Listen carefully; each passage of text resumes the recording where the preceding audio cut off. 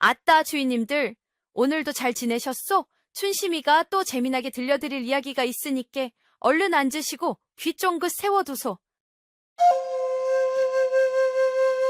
자, 주인님들. 오늘 이 춘심이가 풀어낼 이야기 보따리는 가진 것이라고는 두둑한 배짱과 주머니 속 좁쌀 한 톨이 전부였던 한 총각에 대한 사연이랍니다. 바로 저 구름 위에 기와집에 사는 한양 제일 거상의 외동딸에게 반해서 좁쌀 한 톨과 맞바꾼 천하. 불가능한 내기에 자신의 모든 것을 건 한 사내의 기상천외하고도 흥미진진한 여정을 함께 따라가 보시지요. 이야기의 시작은 조선의 심장인 한양, 그 중에서도 가장 번화한 저작거리의 후미진 골목, 금방이라도 쓰러질 듯한 낡은 초가집에서부터 비롯된답니다. 바로 그곳에 이득칠이라는 이름의 젊은 총각이 살고 있었지요. 비록 남루한 무명옷을 걸치고 있었지만 그 눈빛만큼은 가을 하늘처럼 맑고 총명했으며 입가에는 늘 장난기어린 미소가 걸려 있었습니다. 그는 어려서 부모를 여의고 홀로 자라 가진 것이라고는 몸뚱이 하나와 하늘을 찌를 듯한 배짱이 전부인 사내였지요. 그의 재산 목록을 굳이 따지자면 품속에 늘 지니고 다니는 작은 복주머니 안에 좁쌀 한 톨이 더해질 뿐이었습니다.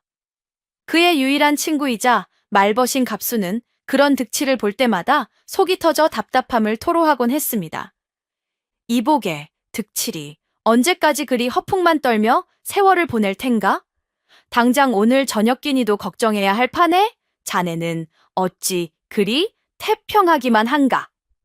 그러면 득칠은 너털웃음을 터뜨리며 품속의 복주머니에서 그 좁쌀 한 톨을 소중하게 꺼내 보였습니다. 갑수야, 너무 걱정 말게. 사내대장부가 배포가 커야 큰일을 하는 법일세. 보게, 나에게는 이 좁쌀 한 톨이 있지 않은가. 이 한 톨만 잘 굴리면 능히 쌀 한 가마니를 만들고 쌀 한 가마니로 금송아지를 사고 그 금송아지로 천하를 얻을 수도 있는 법일세. 갑수는 기가 막혀 혀를 찼지만 득칠의 눈은 진심으로 빛나고 있었습니다. 그는 굶기를 밥 먹듯 하는 가난 속에서도 결코 자신의 처지를 비관하거나 세상을 원망하지 않았습니다. 오히려 그는 이 모든 가난을 자신의 비상한 머리와 배짱을 시험해 볼 수 있는 하나의 재미난 놀이판쯤으로 여기는 아주 기이하고도 낙천적인 사내였지요. 그는 비록 배운 것은 없었지만 저작거리에서 잔뼈가 굵어 사람의 마음을 읽고 세상의 이치를 꿰뚫어 보는 데에는 도 같은지 오래였습니다. 그에게 세상은 거대한 수수께끼로 가득 찬 놀이터와도 같았습니다. 그런 그가 자신의 모든 배짱과 지혜를 걸어야만 하는 일생일대의 거대한 수수께끼와 마주하게 될 줄을 그 순간에는 아무도 알지 못했답니다. 그 수수께끼의 이름은 바로 사랑이었고 그 상금은 한양 제일의 규수였으니 가진 것 없는 이 가난한 총각의 운명이 이제 곧 거대한 소용돌이 속으로 휘말려 들어가게 될 참이었습니다. 득칠이 사는 낡은 초가집에서 담장 하나를 넘으면은 그곳에는 마치 다른 세상처럼 거대하고 화려한 기와집 한 채가 위용을 뽐내며 서 있었답니다. 바로 비단과 인삼무역으로 조선 팔대서 제일 가는 거부가 된 홍만복의 저택이었지요. 홍만복, 그는 이름 그대로 만 가지 복을 다 가진 듯한 사내였습니다. 그의 곳간에는 금은보화가 산더미처럼 쌓여 있었고 그의 상단은 대륙을 오가며 막대한 부를 긁어 모으고 있었지요. 그의 말 한마디면 웬만한 고을의 삿도목 하나쯤은 우습게 날아갈 정도의 권세도 지니고 있었습니다. 그에게 세상은 오직 돈과 그 돈이 만들어내는 힘, 이 두 가지로만 이루어진 곳이었습니다. 그런 그에게도 돈으로 살 수 없는 단 하나의 걱정거리가 있었으니 바로 금지오겹 외동딸 다나의 혼처 문제였습니다. 그녀는 아버지의 부와 어머니의 미모를 물려받아 그야말로 한양 제일의 규수로 이름이 자자했지요. 붉고 고운 비단이라는 그 이름처럼 그녀의 아름다움은 화려하고 기품이 넘쳤습니다. 하지만 그녀의 진정한 가치는 그 겉모습에만 있는 것이 아니었습니다. 그녀는 아버지를 닮아 장사 수완에 밝았고 어머니를 닮아 예술적 감각이 뛰어났으며 무엇보다도 사람의 겉모습이나 배경이 아닌 그 안에 숨겨진 진정한 됨됨이를 꿰뚫어 보는 해안을 지니고 있었습니다.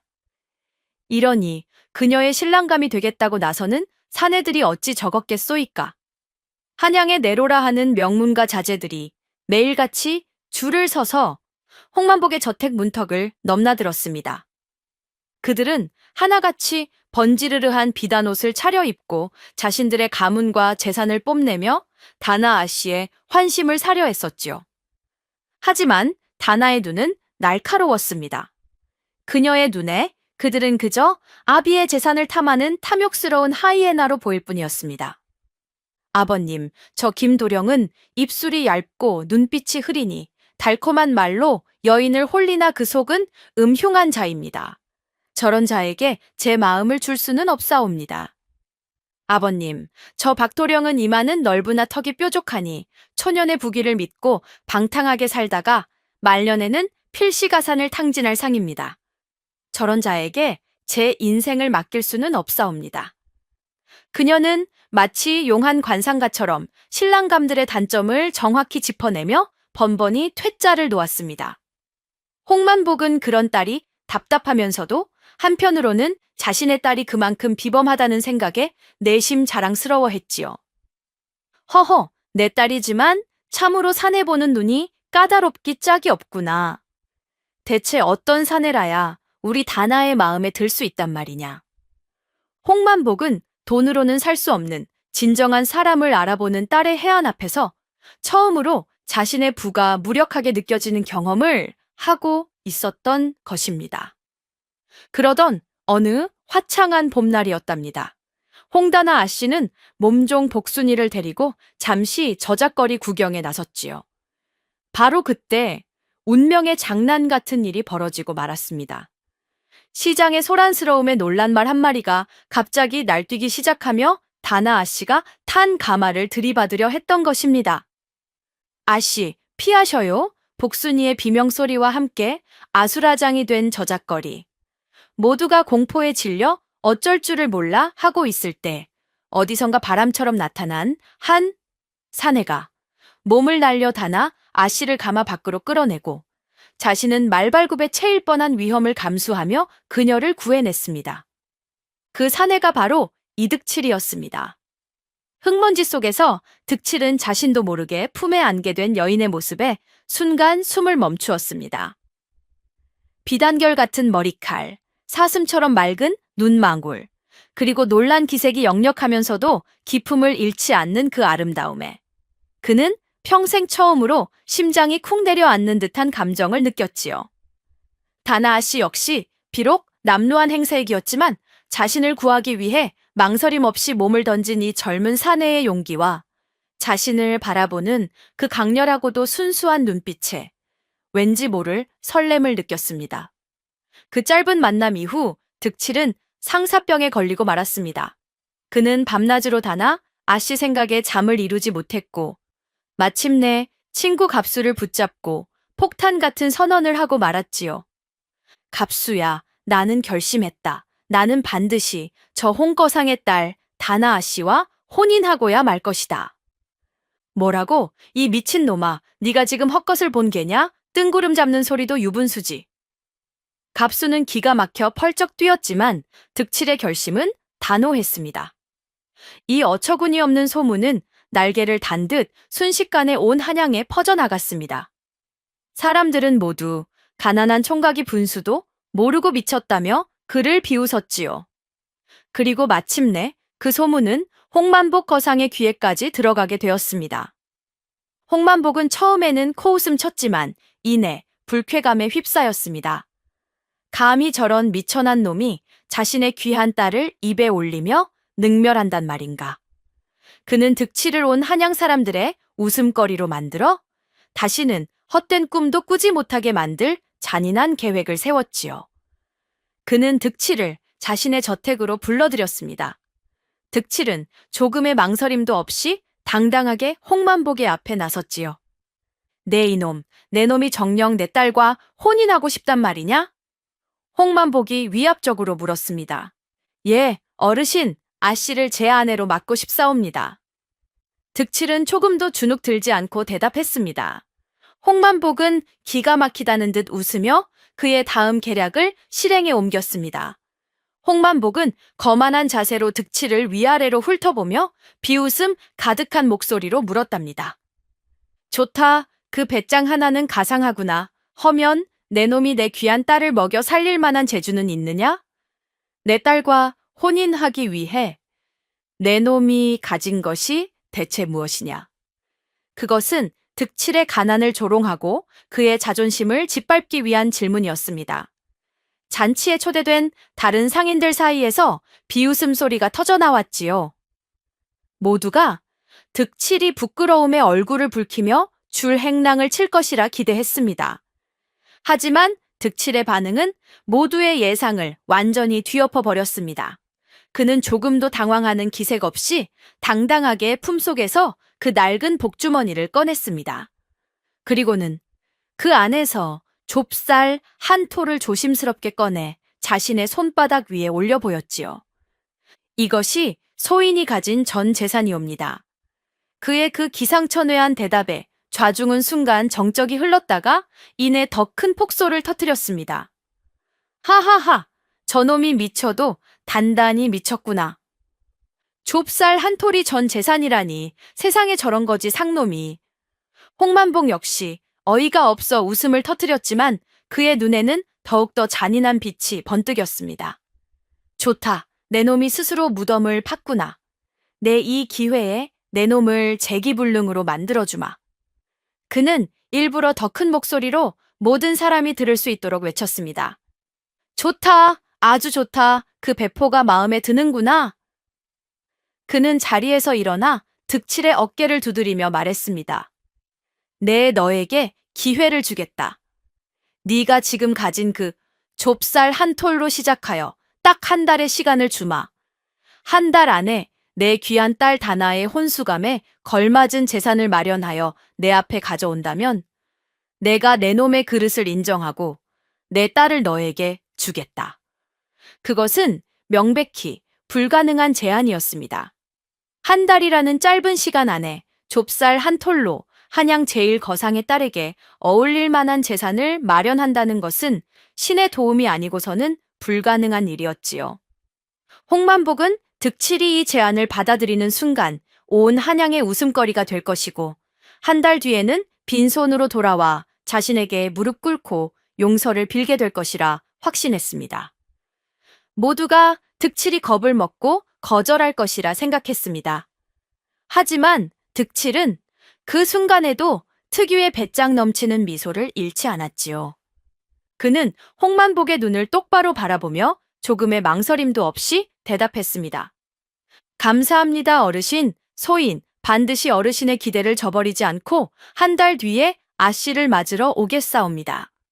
그는 자신의 전 재산인 좁쌀 한 톨을 소중하게 다시 품에 넣고는 좌중의 조롱 섞인 시선을 당당하게 받으며 유유히 홍만복의 저택을 걸어 나갔습니다. 한편 병풍 뒤에 숨어 이 모든 광경을 지켜보고 있던 다나 아씨는 기가 막힌 아버지의 제안과 그보다 더 기가 막힌 득칠의 대답에 자신도 모르게 입을 가리고 웃음을 터뜨렸습니다.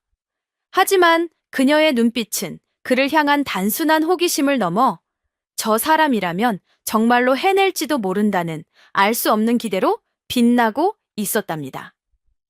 홍만복의 저택을 나선 득칠은 친구 갑수를 찾아가 자초지종을 설명했답니다.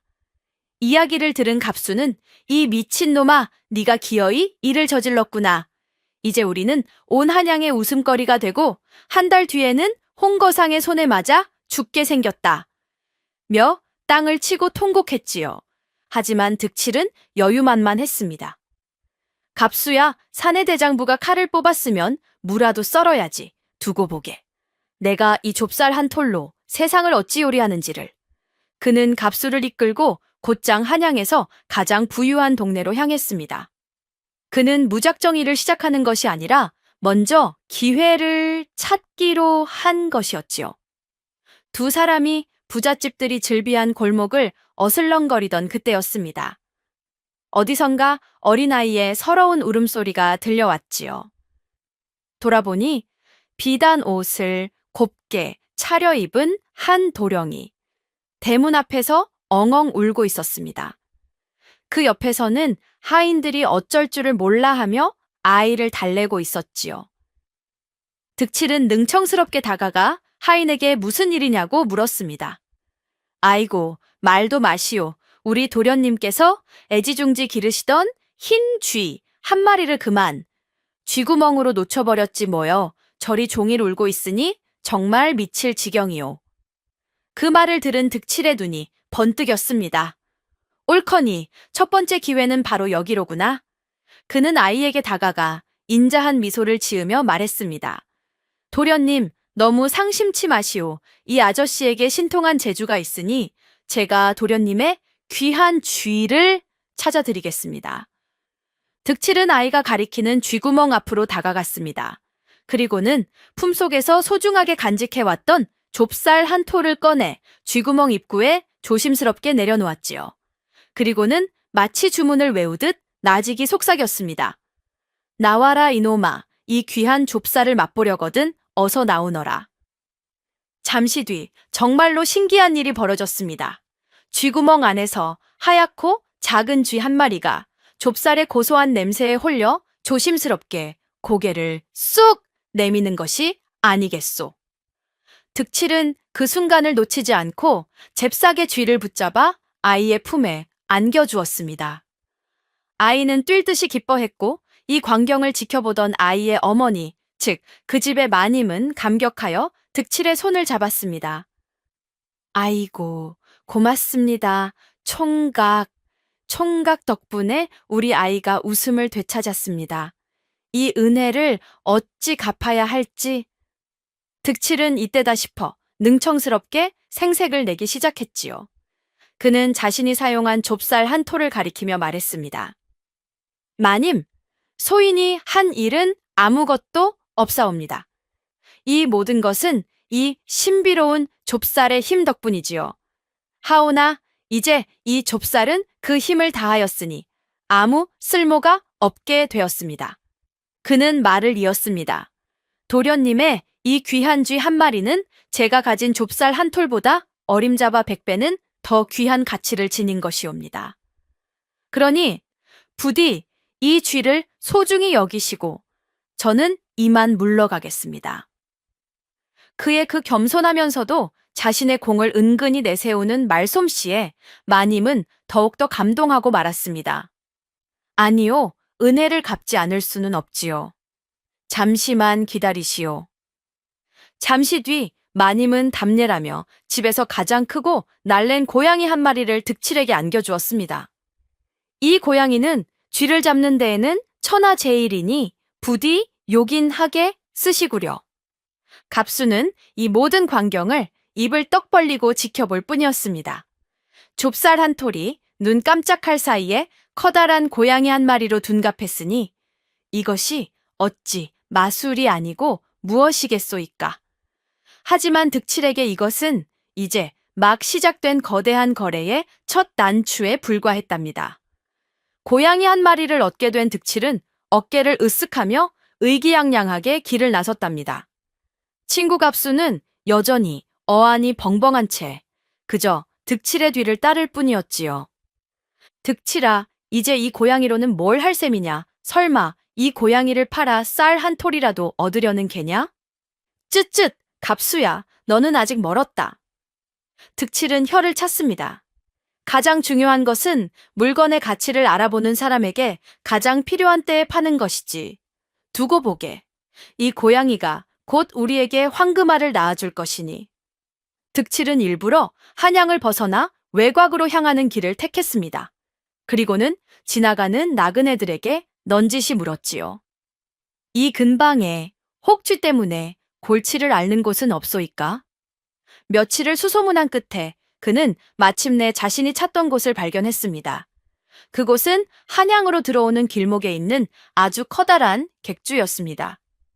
수많은 상인과 나그네들이 묵어가는 곳이라 장사는 잘 되었지만 객주 주인에게는 한 가지 큰 골칫거리가 있었으니 바로 밤마다 출몰하여 곡식 창고를 털어가는 수백 마리의 쥐떼였지요. 객주 주인은 쥐를 잡기 위해 온갖 방법을 다 써봤지만 영악한 쥐떼는 번번이 그 덫을 피해 달아났고 그 피해는 날이 갈수록 눈덩이처럼 불어나고 있었습니다. 득칠은 바로 그 객주에 손님인 척 하룻밤 묵어가기로 했습니다. 그는 일부러 자신이 안고 온 고양이를 객주 주인의 눈에 잘 띄게 했지요. 허허 젊은이, 그 고양이 참으로 실하게 생겼구먼. 객주 주인이 말을 걸어왔습니다. 득칠은 이때다 싶어 한숨을 푹 내쉬며 말했습니다. 주인장, 말도 마시오. 이놈이 하도 쥐를 잘 잡아서 제가 가는 곳마다 쥐씨를 말리는 통에 이제는 굶어 죽게 생겼지 뭡니까. 이놈을 배불리 먹일 만한 쥐가 많은 곳이라도 찾아봐야겠습니다. 그의 그 능청스러운 거짓말에 객주 주인의 귀가 번쩍 뜨였습니다. 멋이 쥐를 그리도 잘 잡는단 말이오? 잘 잡는 정도입니까? 이놈의 별명이 저승사자입니다. 이놈이 한번 나타나면 쥐들은 혼비백산하여 제삿날인 줄 알고 도망치기 바쁘지요. 객주 주인은 득칠의 바짓가랑이를 붙잡고 애원했습니다. 젊은이, 제발 하룻밤만이라도 좋으니 저 고양이를 나에게 빌려줄 수 없겠는가? 만약 내 객주의 쥐들을 소탕해 준다면 내가 큰 상을 내리겠네. 득칠은 못 이기는 척 어쩔 수 없지요. 주인장의 사정이 그리 딱하시다니 하룻밤만 빌려드리겠습니다. 라며 허락했습니다. 그날 밤 득칠은 고양이를 객주의 곡식 창고에 풀어놓았습니다. 과연 그 고양이는 보통 고양이가 아니었습니다. 날쌔고 용맹하기가 마치 호랑이 같았지요. 고양이는 밤새도록 창고 안을 휘저으며 수백 마리의 쥐들을 모조리 소탕해버렸습니다. 다음 날 아침 창고 문을 열어본 객주 주인은 산더미처럼 쌓여있는 쥐들의 시체를 보고는 입을 다물지 못하고 경탄했습니다. 그는 득칠을 은인으로 여기며 약속대로 큰 상을 내리려 했지요. 젊은이, 정말 고맙네. 이 은혜를 어찌 갚아야 할지 이 돈을 받게나. 하지만 득칠은 돈을 사양하고 대신 다른 것을 요구했습니다. 그는 객주 마구간에 묶여있는 늙고 병들어 보이는 말 한 피를 가리켰지요. 주인장, 저는 돈은 필요 없소이다. 그 대신 저 늙은 말을 제게 주시지 않겠소이까? 제가 갈 길이 먼데 짐을 싣고 갈 말 한 필이 필요해서 그렇소이다.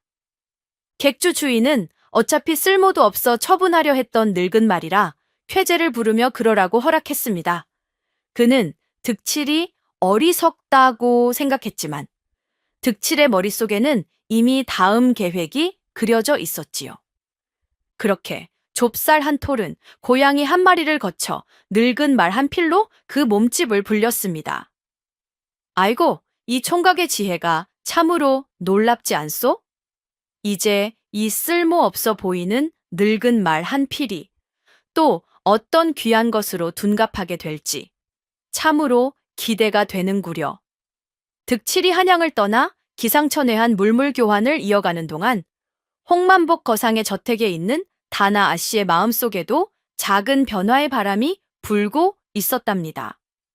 그녀는 처음에는 득칠을 그저 배짱 두둑하고 흥미로운 사내 정도로만 생각했습니다. 하지만 그의 행적에 대한 소문이 하나둘씩 그녀의 귀에 들려오기 시작하면서 그녀의 호기심은 점차 존경과 감탄으로 바뀌어갔지요. 좁쌀 한 톨로 고양이를 얻고 그 고양이로 늙은 말을 얻었단 말이야?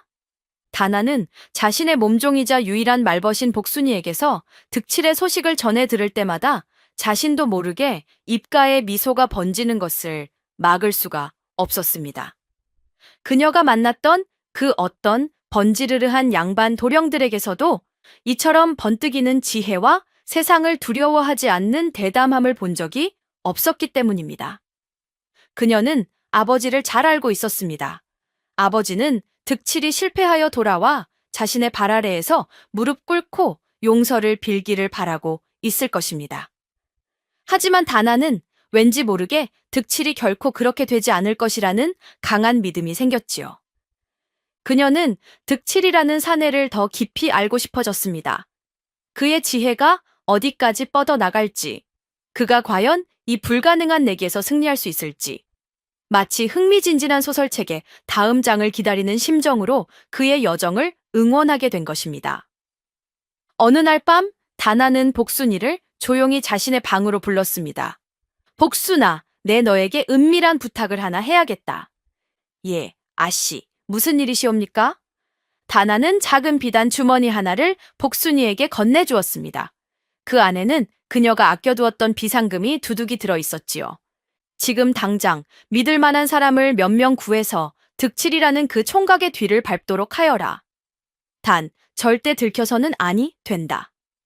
그의 행적을 하나도 빠짐없이 내게 보고하고, 만약 그가 공영에 처한 듯 보이거든 우리가 모르는 척 그를 도울 방도를 찾아보아야 할 것이다. 복순이는 아씨의 당돌한 명령에 깜짝 놀랐지만 이내 아씨의 속내를 알아차리고는 빙그레 웃으며 대답했습니다. 염려 마셔요, 아씨. 이 복순이가 아씨의 눈과 귀가 되어 그 총각 나리의 일거수일투족을 그림자처럼 살펴보고 오겠사옵니다. 그렇게 다나 아씨는 득칠 모르게 그의 보이지 않는 수호천사가 되어주기로 결심한 것입니다. 그녀의 행동은 단순히 한 사내에 대한 호기심을 넘어 아버지의 물질 만능주의와 오만함에 대한 소극적인 반항이기도 했지요. 그녀는 득칠이 돈과 권세가 아닌 오직 지혜와 배짱만으로도 세상을 얻을 수 있다는 것을 증명해 보이기를 마음속 깊이 바라고 있었던 것입니다. 한편 늙은 말 한 피를 얻은 득칠은 다시 한양을 향해 느릿느릿 길을 걷고 있었답니다. 친구 갑수는 여전히 불만이 가득했지요. 이복의 득칠이 이 늙은 말은 금방이라도 쓰러질 것처럼 비실거리는데 이걸로 대체 뭘 어찌하겠다는 겐가. 차라리 고양이를 받고 돈을 받아 그 돈으로 젊고 튼튼한 말을 샀어야지. 갑수야, 인생사 모든 것에는 다 때가 있는 법일세. 득칠은 여유롭게 말했습니다. 젊고 튼튼한 말은 비싼 값을 치러야 하지만 늙고 병든 말은 때로는 청음보다 더 큰 가치를 발휘하기도 하는 법이지. 득칠의 그 의미심장한 말의 뜻이 증명되기까지는 그리 오랜 시간이 걸리지 않았습니다. 두 사람이 어느 험한 산길을 넘어가고 있을 때였습니다. 저 멀리서 상복을 입은 사람들이 슬피곡을 하며 상여를 메고 힘겹게 고개를 넘어오고 있는 것이 아니겠소. 그런데 그 행렬이 고갯마루에서 갑자기 멈춰 서고 말았습니다. 상여를 끌던 말이 너무 늙고 지쳤는지 그만 그 자리에 주저앉아 버린 것입니다. 상주로 보이는 양반과 일꾼들이 아무리 채찍질을 하고 달래보아도 말은 미동도 하지 않았지요. 해는 저물어 가는데 길은 험하고 상여는 꼼짝도 하지 않으니 그들은 그야말로 진퇴양난의 위기에 빠진 것입니다. 그때 득칠이 자신의 늙은 말을 끌고 그들 앞으로 유유히 다가갔습니다. 그는 상주에게 공손히 절을 올리고 말했지요. 상심이 크시겠습니다, 나으리. 비록 제 말이 늙고 볼품은 없사오나 아직 고개 하나쯤은 거뜬히 넘을 힘이 남아 있사옵니다. 부디 제 말을 쓰시어 어르신의 마지막 가시는 길을 편안히 모셔다 드리십시오. 상주는 낯선 총각의 예기치 못한 호의에 어쩔 줄을 몰라 하며 감격했습니다. 아이고, 젊은이, 이 험한 세상에 아직도 자네처럼 의로운 사람이 남아있었구먼. 이 은혜를 어찌 갚아야 할지. 은혜라니요, 당치도 않은 말씀이십니다. 산 사람이 마지막 가시는 길을 돕는 것은 인간으로서 당연한 도리가 아니겠사옵니까? 득칠은 자신의 늙은 말을 상여에 메어주고는 자신도 직접 상여의 한쪽을 거들며 그들과 함께 고개를 넘었습니다. 그의 도움 덕분에 장래 행렬은 해가 지기 전에 무사히 산을 넘어 장지에 도착할 수 있었지요. 모든 장례 절차를 마친 뒤 상주는 득칠의 손을 붙잡고 눈물을 흘리며 고마움을 표했습니다. 그는 자신의 허리춤에서 값비싸 보이는 비단 주머니 하나를 꺼내 득칠에게 건네주었지요. 젊은이, 이것은 우리 집안에 대대로 내려오는 갑오일세. 자네가 베풀어준 은혜에 비하면 턱없이 부족하지만 부디 나의 성이라 생각하고 받아주게. 주머니 안에는 영롱한 빛을 내는 커다란 옥놀이가의 하나가 들어있었습니다. 그것은 한양의 부잣집 마님들이나 겨우 가질 수 있을 법한 아주 값비싸고 희귀한 물건이었습니다.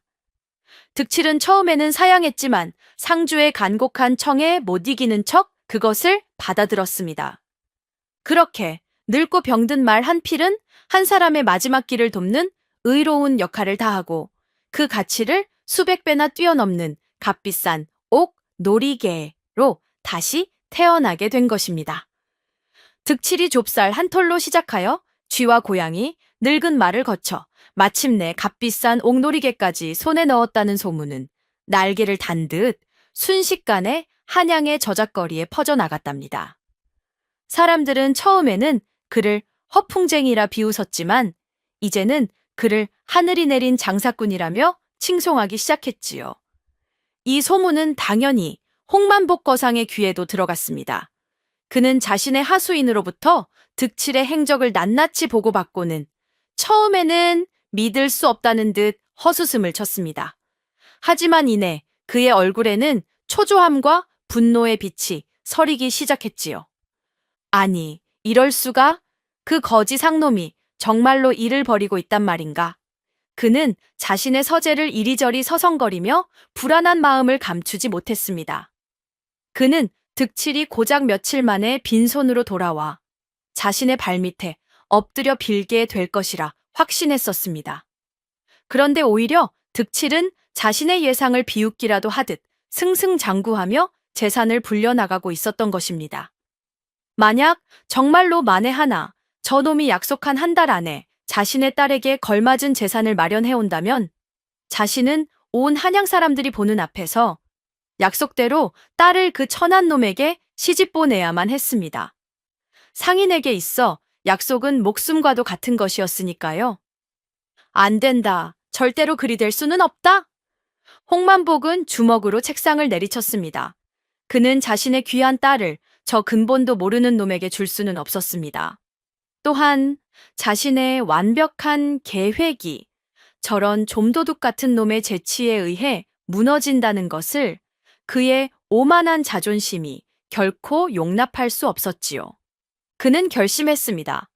더 이상 득칠의 지혜에 정정당당하게 맞서는 대신 자신의 힘과 권모술수를 이용하여 그의 앞길을 가로막고 그를 파멸시켜 버리기로 그는 자신의 가장 교활한 수하를 불러 은밀한 명령을 내렸습니다.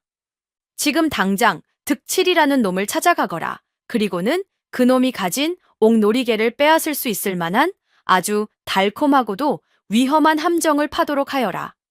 그 놈이 제 발로 걸어 들어와 모든 것을 잃고 알거지가 되도록 만들어야 한다. 알겠느냐? 수하는 음흉한 미소를 지으며 고개를 숙였습니다. 홍만복의 은밀한 지시를 받은 수하는 며칠 뒤 상인으로 위장하여 득칠이 묵고 있는 객주를 찾아갔답니다. 그는 일부러 다른 상인들과 어울려 술잔을 기울이며 득칠의 귀에 들릴 듯 말 듯 아주 솔깃한 정보를 흘리기 시작했지요. 요즘 비단 장사가 영 시원찮아 큰일일세. 듣자 하니 북쪽 지방에 큰 홍수가 나서 비단 창고들이 모두 물에 잠기는 바람에 멀쩡한 비단이 남아나질 않는다더군. 지금 비단만 손에 넣을 수 있다면 앉아서 떼돈을 벌 터인데 그는 득칠이 자신의 말에 관심을 보이는 것을 확인하고는 슬그머니 그의 옆으로 다가와 더욱더 은밀한 목소리로 그를 유혹했습니다. 자네, 혹시 비단 장사에 관심이 있는가? 마침 나에게 아는 사람이 급히 돈이 필요하여 내놓은 비단 창고가 하나 있는데 말이야. 창고 가득 최상급 비단이 들어있지만 시세의 반값에 넘겨주겠다더군. 내가 돈만 있었으면 당장 샀을 텐데 쯧쯧 아까워서 어쩌나. 그는 득칠이 가진 옥 놀이개를 힐끗 쳐다보며 말을 이었습니다. 자네가 가진 그 옥 놀이가의 정도면 충분히 그 창고를 사고도 남을 텐데 말이야. 자네 정말 운이 좋은 줄 알게나 이런 기회는 평생에 한번 올까 말까 한 것이니. 득칠은 그의 말을 듣고 속으로 코웃음을 쳤습니다. 그의 눈에는 저 상인의 번지르르한 말솜씨 뒤에 숨겨진 검고 음흉한 속내가 뻔히 보였기 때문이지요. 시세의 반값 굴러들어온 호박이라 필시 썩은 호박이렸다. 이것은 나를 노리고 파놓은 홍 거상의 함정이 틀림없구나. 보통 사람 같았으면 그 자리에서 의심을 표하거나 거래를 거절했을 것입니다. 하지만 득칠은 달랐습니다. 그는 오히려 이 함정을 역이용하여 홍만복에게 통쾌한 한 방을 먹일 기상천외한 계획을 즉석에서 세웠지요. 그는 일부러 세상 물정 모르는 순진한 총각인 척 눈을 반짝이며 말했습니다. 정말이요, 어르신? 그런 엄청난 기회가 제게... 아이고, 조상님이 도우셨나 봅니다. 제가 사겠습니다. 그 비단 창고 제가 사겠소이다. 그는 자신의 모든 재산이었던 옥 놀이개와 그동안 물물교환으로 얻은 자질구레한 재물들을 모두 끌어모아 상인이 제시한 값에 넘겨주었습니다. 그리고는 그에게서 낡은 비단 창고의 열쇠와 증서를 받아들었지요. 갑수는 그런 득치를 뜯어 말렸습니다.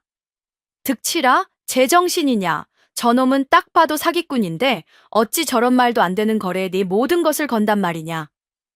갑수야, 때로는 호랑이를 잡으려면 제 발로 호랑이 굴에 들어가는 배짱도 필요한 법일세. 득칠은 의미심장한 미소를 지으며 말했습니다. 나는 저 창고 안에 든 썩은 비단이 아니라 저 함정 뒤에 숨겨진 더 큰 기회를 사려는 것이야. 그는 함정인 것을 뻔히 알면서도 기꺼이 그 안으로 뛰어들었던 것입니다. 그의 그 대담한 배짱과 위기를 기회로 바꾸려는 그 비범한 지혜는 이미 홍만복의 교활한 계략을 한 수 앞서 내다보고 있었던 것이지요. 득칠이 큰 기대를 품은 척 비단 창고의 낡은 자물쇠를 열었을 때 그의 눈앞에 펼쳐진 광경은 그야말로 참혹했답니다. 창고 안에는 햇빛도 들지 않는 눅눅한 공기와 함께 시큼하고 퀴퀴한 곰팡이 냄새가 진동을 했지요. 그리고 그 안에는 과연 수백 필의 비단들이 산더미처럼 쌓여 있었습니다. 하지만 그것은 결코 최상급 비단이 아니었습니다. 그것들은 모두 지난 여름 홍수에 침수되어 온통 흙탕물 얼룩과 시커먼 곰팡이로 뒤덮인 상품 가치라고는 전혀 없는 폐비단 덤이었던 것입니다. 이럴 수가? 친구 갑수는 그 끔찍한 광경에 그 자리에 털썩 주저앉아 통곡하기 시작했습니다. 우리는 완전히 속았구나. 이제 우리는 빈털터리를 넘었는데 진단더 어머빠 미쳐머. 나도 스비스의 조하유래 친이요와 만비덤트드컵 첸데난단 제한데 센께체 생겼다 득치라. 이제 우린 어쩌면 좋으냐. 갑수의 눈에는 그 폐비단 더미가 자신들의 무덤처럼 보였을 것입니다. 하지만 득칠은 달랐습니다. 그는 잠시 동안의 충격에서 벗어나 오히려 흥미로운 보물이라도 발견한 사람처럼 눈을 반짝이기 시작했지요. 그는 절망하지 않았습니다. 대신 그는 창고 구석으로 성큼성큼 걸어가 얼룩덜룩한 폐비단 한 필을 집어들었습니다. 그리고는 창고 문틈으로 새어 들어오는 햇빛에 그것을 비춰보았지요. 갑수야, 이것 좀 보거라. 뭘 보란 말이냐, 저 더러운 곰팡이 덩어리를. 아니다, 갑수야, 잘 보아라. 득칠의 목소리에는 장난기 어린 흥분이 담겨 있었습니다. 이것은 얼룩이 아니다. 이것은 문이다. 그의 손에 들린 비단에는 흙탕물이 마르면서 만들어낸 기묘하고 불규칙한 얼룩들이 마치 먹물로 그린 수묵화처럼 혹은 하늘에 떠있는 구름처럼 신비로운 무늬를 만들어내고 있었습니다. 어떤 것은 용이 승천하는 모양 같았고 어떤 것은 기암고의 석이 솟아있는 모양 같았지요. 득칠은 그 순간 이 절망적인 상황을 단숨에 역전시킬 기상천외한 발상을 해냈습니다. 그는 무릎을 탁 치며 외쳤지요. 갑수야, 울지 말게. 우리는 속은 것이 아니다. 오히려 우리는 횡재를 한 것이야. 그게 무슨 뚱딴지 같은 소리냐. 이것은 망가진 비단이 아닐세? 이것은 하늘이, 그리고 강물이 직접 그린 그림일세. 이 세상에 단 한 필도 똑같은 것이 없는 아주 귀하고 신비로운 구름문의 비단. 바로 운문 비단이란 말일세. 득칠은 패비단이라는 절망적인 현실을 운문 비단이라는 새로운 가치와 이야기로 바꾸어 버릴 기막힌 기지를 발휘한 것입니다. 그는 알고 있었습니다. 물건의 가치란 그 자체에 있는 것이 아니라 그것을 어떻게 포장하고 어떤 이야기를 입히느냐에 따라 천차만별로 달라진다는 것을. 그는 갑수의 어깨를 두드리며 자신만만한 미소를 지었습니다. 이제부터 바빠질 걸세. 우리는 이 쓰레기 더미를 한양에서 가장 비싼 보물 더미로 만들어야 하니까. 한편 홍다나 아씨는 몸종 복순이를 통해 아버지가 득칠에게 패비단 창고를 넘기는 함정을 팠다는 소식과 득칠이 그 함정에 기꺼이 뛰어들었다는 사실을 모두 전해 듣고 있었답니다. 그녀는 득칠의 대담함에 감탄하면서도 그가 과연 이 절체절명의 위기를 어떻게 헤쳐나갈지 걱정스러운 마음에 밤잠을 설쳤지요. 아무리 그분이 지혜롭다 한들 썩어 문드러진 패비단을 가지고 무엇을 할 수 있단 말인가. 이대로 가다가는 아버지의 계략에 빠져 빈털터리가 되고 말 것이야. 내가 그분을 도와야만 해. 다나는 더 이상 지켜보고만 있을 수 없다고 판단했습니다. 그녀는 득칠의 지혜가 마음껏 날개를 펼 수 있도록 보이지 않는 곳에서 바람을 일으켜주기로 결심했지요. 그녀는 복순이를 조용히 불러 자신의 가장 아끼는 패물과 비상금이 담긴 묵직한 주머니를 건네주었습니다. 그리고는 아주 비밀스럽고도 대담한 명을 내렸지요. 복순아, 지금 당장 이 돈을 가지고 한양에서 가장 유행에 민감하고 입이 가벼운 기생들을 찾아가거라. 예, 아씨? 기생들을 찾아가라니요? 복순이가 의아한 눈으로 물었습니다. 그래, 다나의 눈이 총명하게 빛났습니다.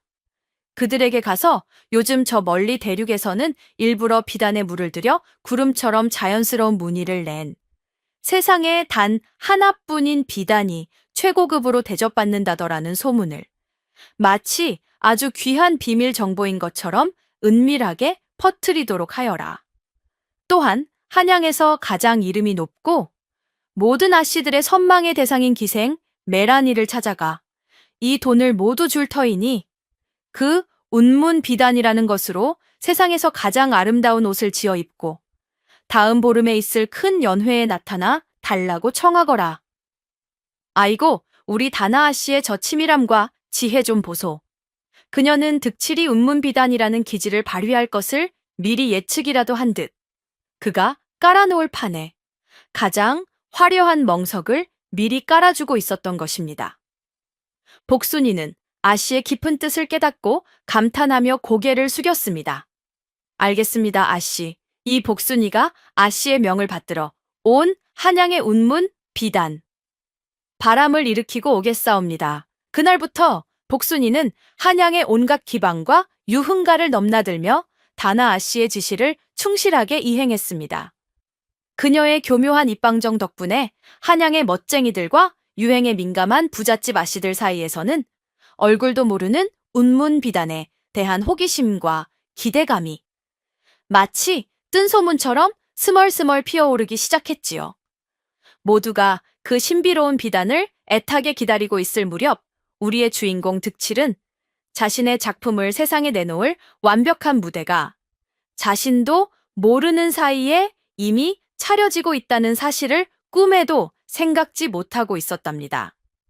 아이고, 일이 손발이 척척 맞으니 천생연분이 따로 없구려.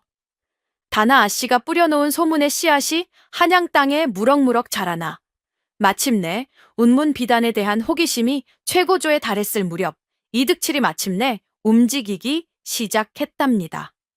그는 먼저 자신이 가진 돈을 모두 털어 허름한 행색의 사내 수십 명을 고용했습니다.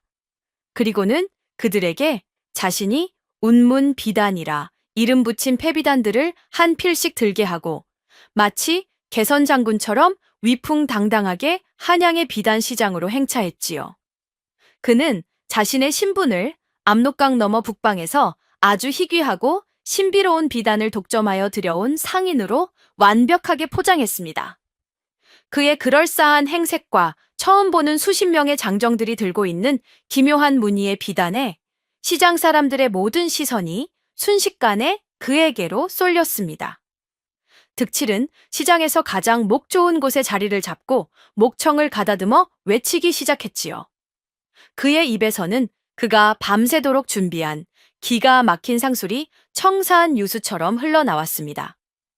자자, 모두들 보시오. 이 비단은 평범한 비단이 아니올시다. 이 비단은 인간의 손으로 짠 것이 아니라 하늘의 구름과 북방의 맑은 강물이 함께 빚어낸 세상에 단 하나뿐인 예술품, 바로 운문 비단이올시다.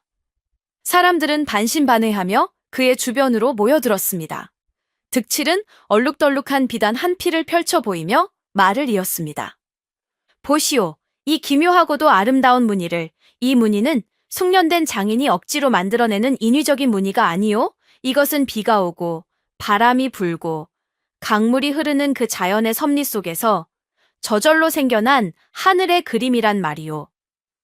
그렇기에 이 세상의 그 어떤 운문 비단도 똑같은 무늬를 가진 것이 단 한 필도 없소이다. 이 비단으로 옷을 지어 입는다는 것은 곧 세상에 단 하나뿐인 나만의 이야기를 입는 것과 같은 것이요. 그의 그 그럴싸한 말솜씨에 사람들은 점차 패비단이 아닌 정말로 귀하고 특별한 예술품으로 그것을 보기 시작했습니다. 바로 그때였답니다. 마치 약속이라도 한 듯 저 멀리서 한양 최고의 기생인 메라니가 눈부시게 아름다운 가마를 타고 시장에 나타난 것이 아니겠소. 그리고 그녀가 입고 있는 옷은 바로 득칠의 운문 비단으로 지은 세상에서 가장 화려하고도 독특한 저고리 치마였습니다. 비단의 불규칙한 얼룩 무늬는 오히려 메라니의 몸짓에 따라 살아 움직이는 듯한 신비로운 아름다움을 자아냈고 그 독특함은 다른 어떤 비단도 흉내낼 수 없는 고혹적인 매력을 뿜어냈습니다. 어머, 저게 바로 소문으로만 듣던 운문 비단이로구나.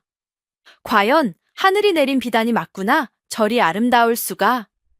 메라니의 모습에 시장의 모든 아씨들과 멋쟁이들의 눈이 뒤집혔습니다. 유행에 뒤처지기 싫었던 그들은 너도 나도 득칠의 앞으로 몰려들어 내게도 그 비단을 파시오. 값을 얼마를 주든 상관없으니 내게 넘기시오 하며 아우성을 치기 시작했지요. 상황은 순식간에 역전되었습니다. 득칠은 더 이상 물건을 팔기 위해 애걸하는 장사치가 아니었습니다. 그는 구매자들을 줄 세워놓고 콧대를 높이며 값을 흥정하는 갑의 위치에 서게 된 것입니다. 그렇게 쓰레기 취급을 받던 패비단은 득칠의 번뜩이는 기지와 단아에 보이지 않는 내조, 그리고 사람들의 허영심이 한데 어우러져 원래 값의 수십 배, 아니 수백 배에 달하는 보물로 화려하게 부활하게 된 것입니다. 아이고, 이 통쾌한 광경 좀 보소. 홍만복 거상이 이 사실을 알면 아마 뒷목을 잡고 쓰러질 것이구려. 패비단을 모두 팔아치워 그야말로 돈방석 위에 올라앉게 된 득칠은 하지만 거기서 만족하지 않았답니다. 그의 머릿속에는 홍만복 거상의 코를 납작하게 만들어줄 더 크고 통쾌한 마지막 계획이 남아 있었기 때문이지요. 그는 친구 갑수와 함께 자신에게 패비단 창고를 넘겼던 그 중간 상인을 찾아갔습니다. 그 상인은 자신만의 작은 비단 상단을 꾸렸으나 경영난에 시달리며 파산 직전에 몰려있는 신세였지요. 득칠은 잔뜩 주눅이 들어있는 그 상인의 앞에 막대한 돈이 든 동회를 쿵 소리 나게 내려놓았습니다. 자네, 나를 기억하는가? 상인은 득칠을 보자마자 기겁을 하며 바닥에 엎드렸습니다. 아이고, 나으리, 제가 죽을 죄를 지었습니다. 모든 것은 홍거상 어르신이 시켜서. 됐다. 득칠은 그의 말을 끊었습니다. 나는 자네를 벌하러 온 것이 아니다. 오히려 자네에게 아주 좋은 거래를 제안하러 왔지. 득칠은 동해를 열어 그 안에 가득 담긴 황금빛 엽전을 보여주었습니다. 내가 자네의 그 빚더미에 앉은 비단 상단을 통째로 사겠네. 이 돈이면 자네의 빚을 모두 갚고도 고향에 내려가 작은 기와집 한 채는 너끈히 마련할 수 있을 걸세. 상인은 자신의 눈을 의심했습니다. 저 망해가는 상단을 이토록 큰 돈을 주고 사겠다니. 그는 득칠의 제안을 마다할 이유가 없었지요. 그는 연신머리를 조아리며 상단의 인장과 모든 장부를 득칠에게 넘겨주었습니다. 그렇게 득칠은 홍만복의 함정을 역이용하여 벌어들인 돈으로 아이러니하게도 홍만복의 세력 일부였던 비단 상단 하나를 통째로 흡수해버린 것입니다. 이것은 단순히 돈을 번 것을 넘어 상인으로서의 자신의 세력과 기반을 마련한 아주 영리하고도 대담한 수였습니다. 그는 즉시 상단의 새로운 주인이 되어 일사불란하게 일을 처리하기 시작했습니다. 그는 먼저 상인들의 밀린 노임을 모두 지불해주고 앞으로의 비전을 제시하며 그들의 마음을 얻었습니다. 그리고는 자신이 운문 비단으로 벌어들인 막대한 자금력을 이용해 질 좋은 새로운 비단들을 대량으로 사들이고 자신만의 유통망을 구축하기 시작했지요. 불과 며칠 사이에 파산 직전이었던 낡은 상단은 한양에서 가장 주목받는 신흥 상단으로 화려하게 부활했습니다. 득칠은 이제 더 이상 좁쌀 한 톨을 가진 빈털터리 총각이 아니었습니다. 그는 수십 명의 상인들을 거느린 당당한 상단의 행수가 된 것입니다. 친구 갑수는 득칠의 그 무서운 수완과 배포에 이제는 놀라움을 넘어 경외감마저 느끼고 있었지요. 득칠아, 너는 대체 사람이냐? 아니면 하늘에서 내려온 장사의 신이냐? 득칠은 그저 웃을 뿐이었습니다. 이제 홍만복과의 약속의 날이 바로 코앞으로 다가오고 있었답니다.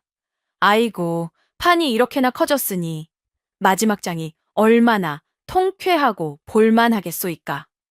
마침내 득칠과 홍만복이 내기를 한 지 딱 한 달이 되는 약속의 날이 밝았답니다. 홍만복의 저택에서는 아침부터 온갖 맛있는 음식, 냄새가 진동을 하고 풍악 소리가 요란하게 울려 퍼지고 있었지요.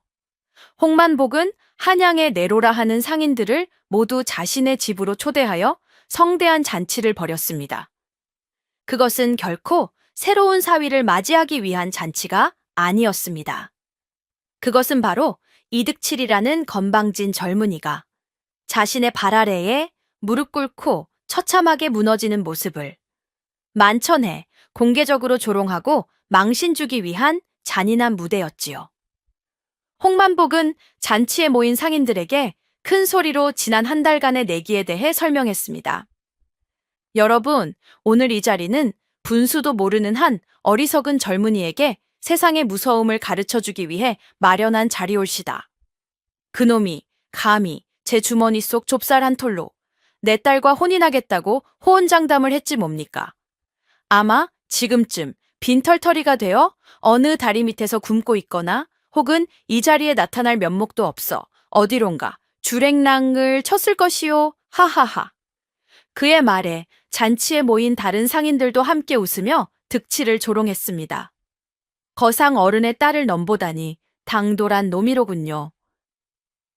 필시 혼줄이 나봐야 정신을 차릴 게지요.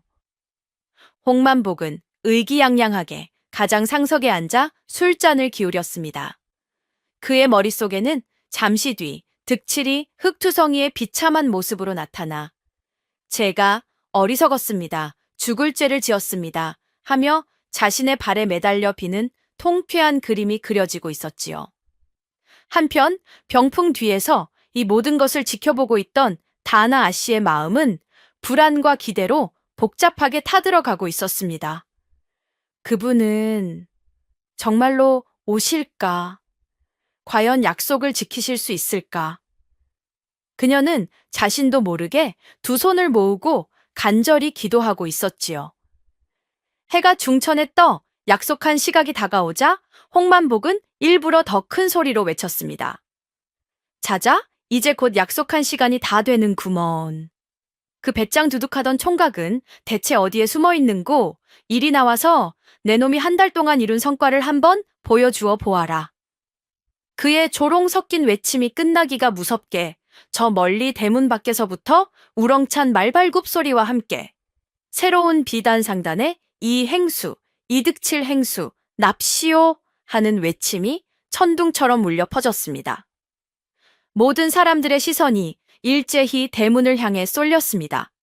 그리고 그들의 눈앞에 상상조차 하지 못했던 너무나도 화려하고 위풍당당한 광경이 펼쳐지기 시작했답니다. 홍만복의 저택 대문이 활짝 열리자 가장 먼저 모습을 드러낸 것은 바로 이득칠이었습니다. 하지만 그는 더 이상 한 달 전에 그 남루하고 초라한 총각이 아니었지요. 그는 값비싼 남색 비단 도포를 위풍당당하게 차려입고 머리에는 값진 옷관을 썼으며 허리에는 상단의 행수임을 증명하는 인장이 달린 띠를 두르고 있었습니다. 그의 얼굴에는 여유로운 미소가 가득했고 그의 걸음걸이에는 젊은 거상의 자신감이 넘쳐 흘렀지요. 그의 곁에는 충직한 친구 갑수가 역시 좋은 옷을 차려입고 그의 뒤를 따르고 있었습니다. 그리고 그들의 뒤로는 득칠이 인수한 비단 상단의 소속 상인 수십 명이 이득칠 행수라고 쓰인 깃발을 들고 질서정연하게 그의 뒤를 따르고 있었으니 그 모습이 마치 전쟁에서 승리하고 돌아온 개선장군의 행렬과도 같았습니다. 잔치에 모여있던 모든 사람들은 너무나도 달라진 득칠의 모습에 입을 떡 벌리고 아무 말도 하지 못했습니다. 홍만복 역시 자신의 눈앞에 펼쳐진 광경을 믿을 수 없다는 듯 술잔을 든 채 그 자리에서 얼어붙고 말았지요. 하지만 놀라움은 거기서 끝이 아니었습니다. 득칠의 행렬 뒤를 이어 온갖 귀한 물건들을 가득 실은 수레들이 끝이 보이지 않을 정도로 길게 이어져 들어오기 시작했습니다.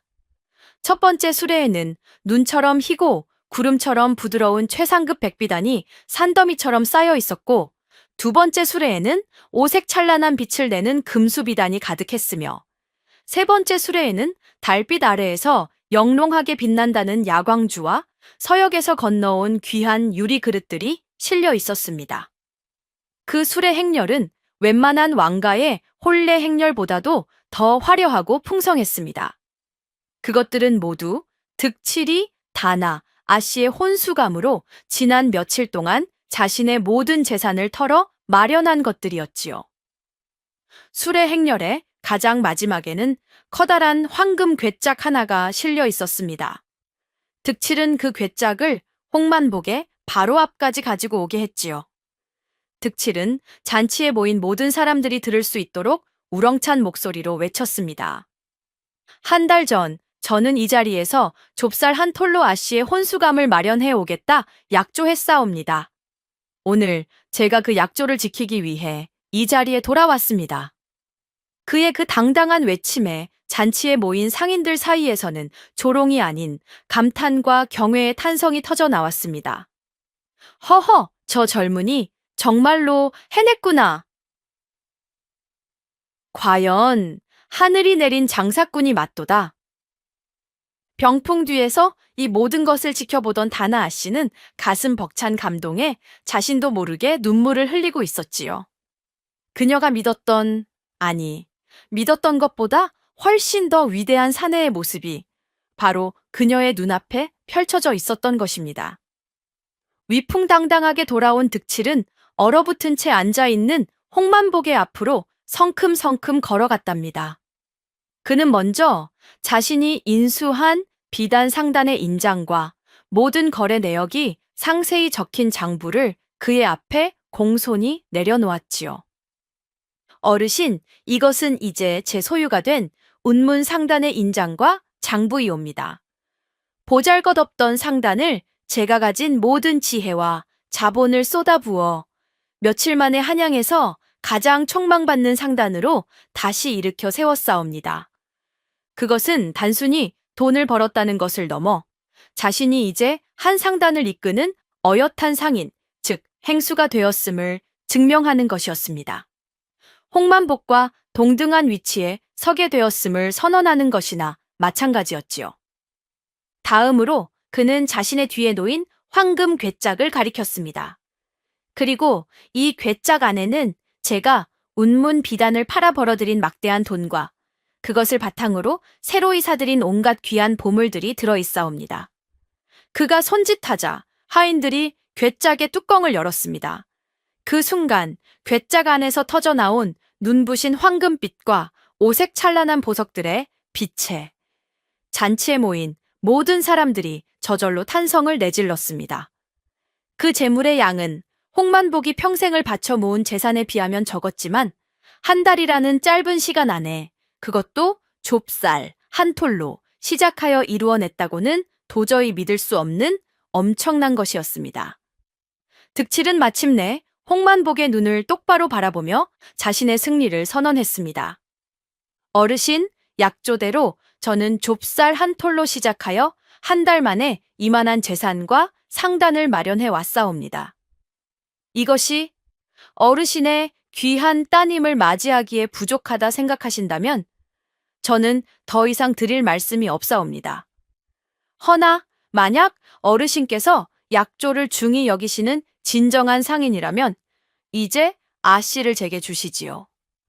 그의 말은 정중했지만 그 안에는 승리자의 여유와 거부할 수 없는 당당함이 담겨 있었습니다. 잔치에 모여있던 다른 상인들은 이 모든 광경을 숨죽여 지켜보다가 마침내 우레와 같은 박수와 환호를 보내기 시작했습니다.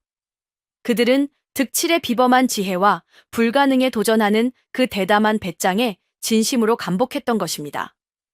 홍 거상, 저런 인재를 사위로 얻게 되었으니 이야말로 천하의 복을 다 가진 것이요. 상인들의 칭송과 좌중의 뜨거운 분위기 앞에서 홍만복은 더 이상 버틸 수가 없었습니다. 그는 자신의 완벽한 패배를 인정해야만 했지요. 좌중의 뜨거운 환호와 득칠의 당당한 시선 앞에서 홍만복은 한참 동안이나 아무 말도 하지 못했답니다. 그의 얼굴에는 분노와 굴욕감, 그리고 자신도 설명할 수 없는 기묘한 감탄이 뒤섞여 복잡한 표정을 짓고 있었지요. 그는 패배했습니다. 그것도 자신이 가장 얕보고 경멸했던 세상에서 가장 미천한 젊은이에게 자신의 주특기인 돈과 상술의 싸움에서 너무나도 완벽하게 패배한 것입니다. 그는 처음에는 이 모든 것을 부정하고 싶었습니다. 당장이라도 하인들을 시켜 저 건방진 놈을 멍석말이라도 해서 내쫓아 버리고 싶었지요. 하지만 그는 그럴 수 없었습니다. 그는 상인이었습니다. 그리고 상인에게 있어 수많은 동업자들이 보는 앞에서 한 약속을 어긴다는 것은 자신의 신용과 명예를 모두 내던지는 자살행위나 다름없었기 때문입니다. 그는 천천히 고개를 들어 득칠을 다시 바라보았습니다. 그의 눈에 이제 득칠은 더 이상 근본 없는 거지 상놈이 아니었습니다. 그의 눈에는 득칠의 그 번뜩이는 눈빛과 여유로운 미소 뒤에 숨겨진 자신과 같은, 아니 어쩌면 자신보다 더 뛰어난 거상의 혼이 보이기 시작했습니다.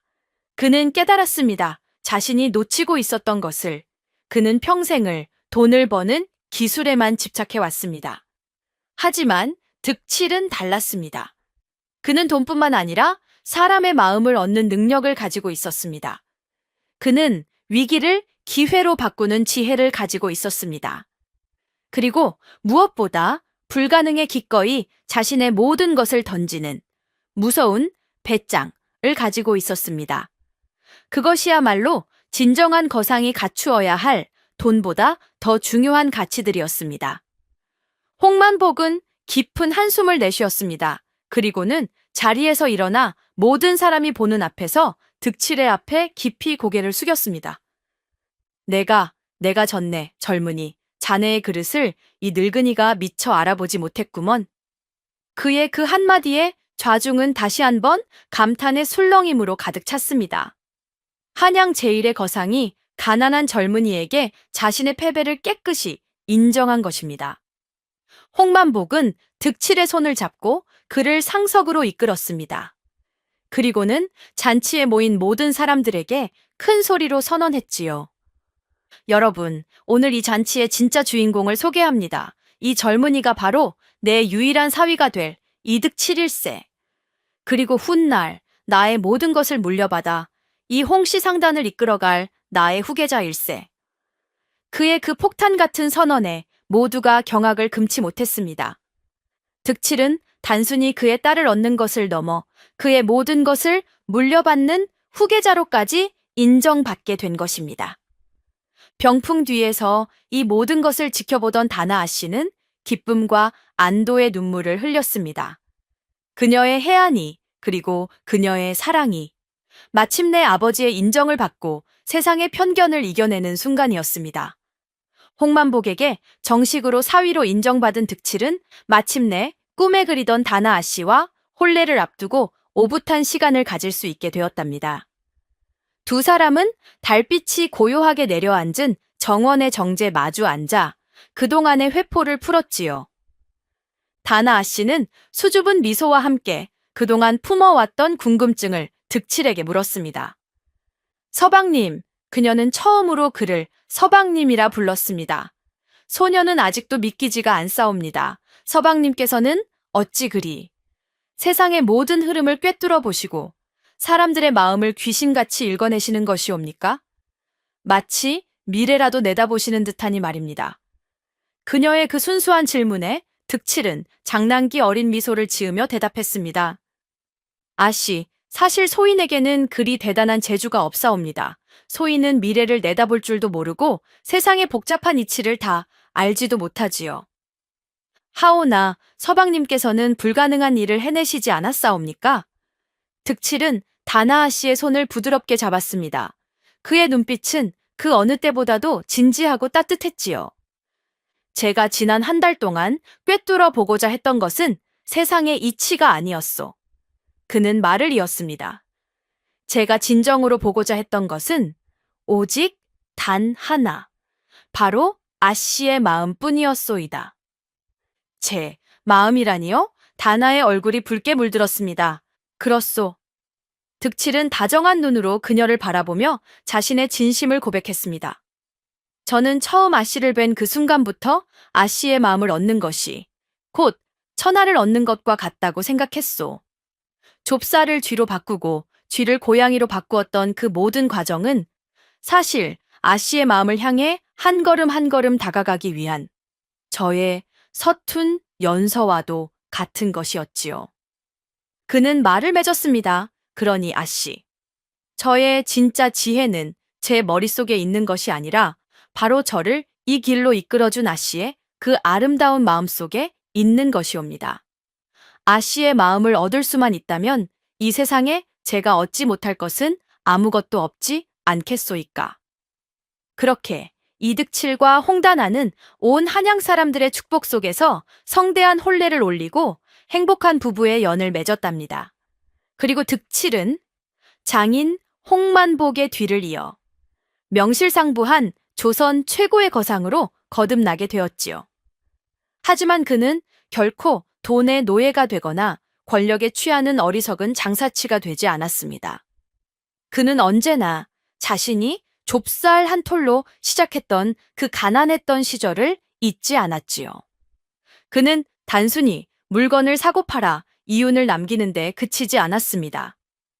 그는 사람의 마음을 얻고 위기를 기회로 바꾸는 자신만의 지혜를 이용하여 상업을 통해 세상을 이롭게 하는 새로운 길을 열었습니다. 그는 흉년이 든 지역에 굶주리는 백성들을 위해 자신의 창고를 열어 싼 값에 곡식을 풀었고 재주가 있으나 돈이 없어 뜻을 펼치지 못하는 젊은이들에게는 아낌없이 투자하여 그들의 꿈을 지원해 주었지요. 또한 그는 아내 다나와 함께 글을 읽지 못하는 아이들을 위한 서당을 열고 병든 이들을 위한 약방을 세우는 등 수많은 자선 사업을 펼쳤다고 합니다. 사람들은 더 이상 그를 운 좋은 허풍쟁이라 부르지 않았습니다. 그들은 그를 좁쌀 한 톨의 기적을 이룬 대감이라는 의미로 좁쌀 대감이라 부르며 진심으로 존경하고 따랐지요. 그리고 그의 곁에는 언제나 현명하고 아름다운 아내 다나가 함께했습니다. 그녀는 남편의 가장 든든한 동업자이자 가장 날카로운 조언자로서 그가 올바른 길을 걷도록 돕는 등불이 되어 주었습니다. 자, 주인님들, 오늘 춘심이가 들려드린 좁쌀 한 톨 가진 총각의 이야기는 여기까지랍니다. 다음에 또 재미난 이야기 보따리 들고 찾아뵙겠습니다. 고맙소이다.